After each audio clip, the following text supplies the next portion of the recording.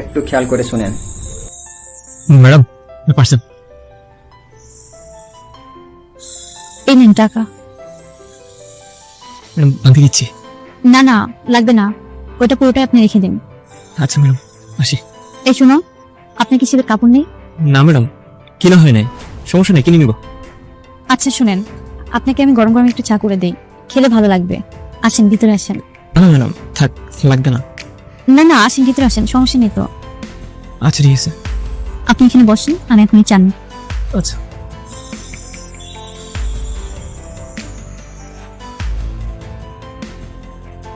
এই শুনো, আমাদের ওই পার্সেলটা না চলে আসছে। ও ঠিক আছে, টাকা দিয়ে পার্সেলটা রেখে দাও। ওনাকে তো আমি ভিতরে বসতে বলেছি। ঠিক আছে, চাটা খাবার বিদায় করে দাও। না বলছিলাম, ছেলেটা না শীতে অনেক কাঁপাকাঁপি করছে, ওর মনে হয় কাপড় কেনার টাকা নেই। তোমার ওই জ্যাকেটটাকে দিয়ে দে। কি বলছো?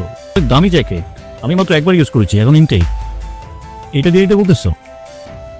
তুমি তো চাইলে একটা কিনতে পারবে, আর ওই ছেলেটা তো কিনতে পারবে না। দিয়ে দাও না তোমার এই জ্যাকেটটা।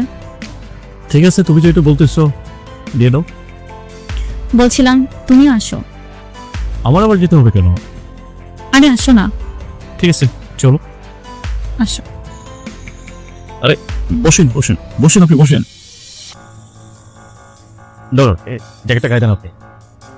না না স্যার, এটা প্রয়োজন নেই। আরে বলছি আপনি গায়ে দেন, সমস্যা নেই, এটা আপনাকে দিয়েছি।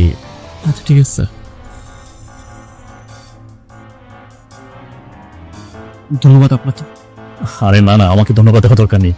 আসলে আপনার ম্যাডাম বলছিল মানে আপনি শীতে কাঁপাকাঁপি করছিলেন, তাই আপনার একটা জ্যাকেট প্রয়োজন ছিল। ম্যাডাম ধন্যবাদ। আচ্ছা তাহলে আজকে আমি আসি। আরে না না ভাইয়া, আপনি বসেন, আমি আপনার জন্য একটু চা করে নিয়ে আসি। না না ম্যাডাম, আমার হলো 4-5টা ডেলিভারি আছে, ওগুলো না নিতে পারলে বোকা বাধ্য করবে। ও আচ্ছা আচ্ছা ঠিক আছে।